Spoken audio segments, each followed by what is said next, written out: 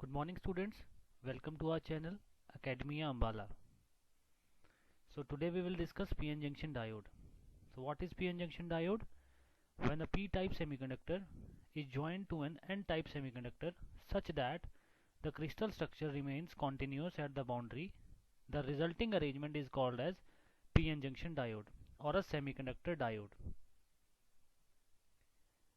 So as you can see in this diagram, on left side we have a p-type semiconductor and on right side we have n-type semiconductor.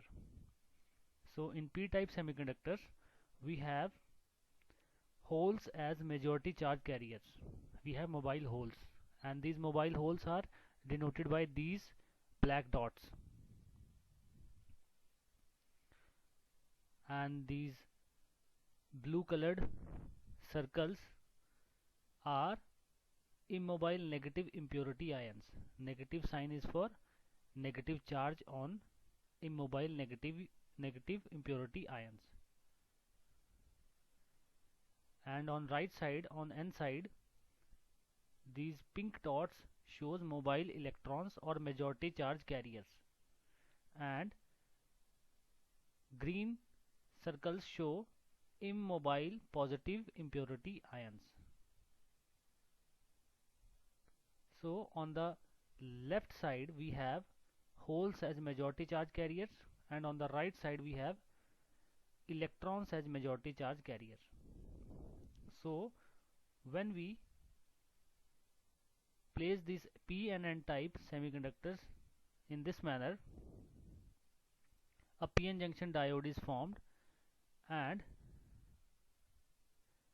the p region has mobile holes and immobile negative charged ions, and n region have mobile electrons and immobile positively charged ions. And this whole arrangement is electrically neutral. Why? Because as the semiconductor crystal is electrically neutral, it have equal number of electrons and protons, and when we add a electrically neutral impurity for making that semiconductor either p-type or n-type, then the whole arrangement itself will remain electrically neutral. So we add trivalent impurities in for making p-type semiconductor, and we add pentavalent impurities for making n-type semiconductor. So impurity atoms are also electrically neutral, and semiconductor crystal is also neutral. Therefore the whole arrangement is electrically neutral. And in this diagram the minority charge carriers are not shown. This is just for simplification purpose. Actually in this crystal or in this diode there are minority charge carriers also. On p side we have electrons also, free electrons also, or mobile electrons, and on n side we have mobile holes. So there are both types of charge carriers on both sides, on p side also and on n side also. For simplification here we are showing only the majority charge carriers. Now when the PN junction diode is formed, the electrons from n side and the holes from p side will diffuse across the junction, and a electric field is set up across the junction.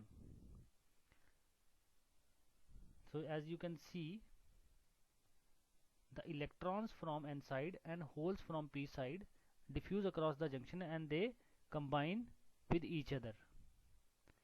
And on the n side we have positive ions, and on p side we have negative ions, and these ions are immobile.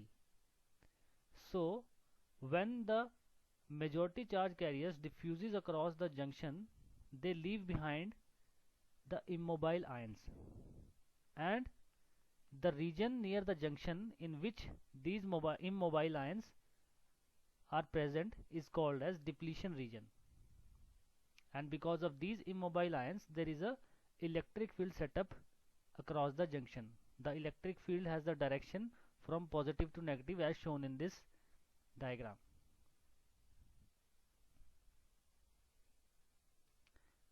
And we can understand this by assuming that there is some fictitious battery is connected across the junction. On the N side we have positive ions, on the P side we have negative ions. So we can understand it by assuming that N side of junction is connected to a positive terminal of battery and P side is connected to negative terminal of battery. So after the PN junction is formed, holes from P region diffuse into the N region due to difference in their concentration.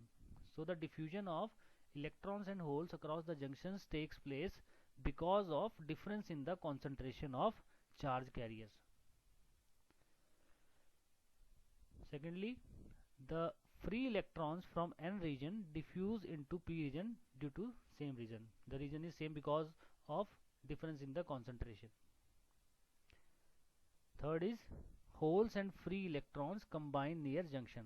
As you can see in the diagram, the electrons that are coming, or we can say the electrons which are diffusing from N side to P side, they combine with holes on P side.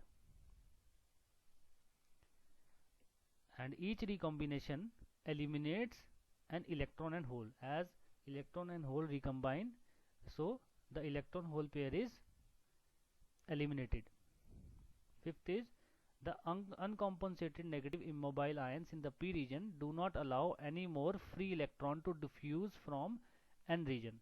As you can see, after some time the diffusion of charge carriers from one side to another stops because on P side we have negatively charged immobile ions near the junction, and these negatively charged immobile ion will not allow the further diffusion of holes to N side, and the positively charged immobile ion that are present on N side will not allow the diffusion of electrons from N side to P side.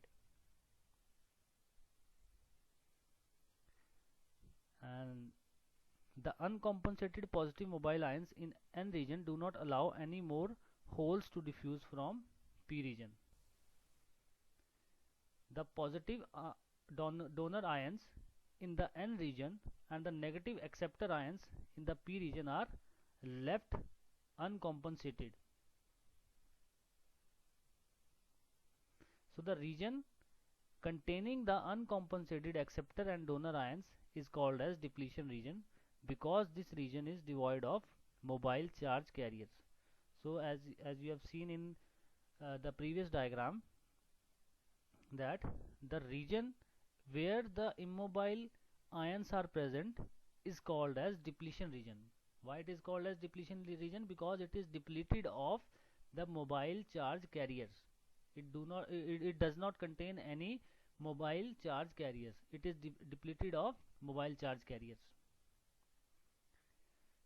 Since the region is having only immobile charges, therefore this region is also called as space charge region. So the region of depletion layer is also called as space charge region. And next is the N region is having higher potential than P region.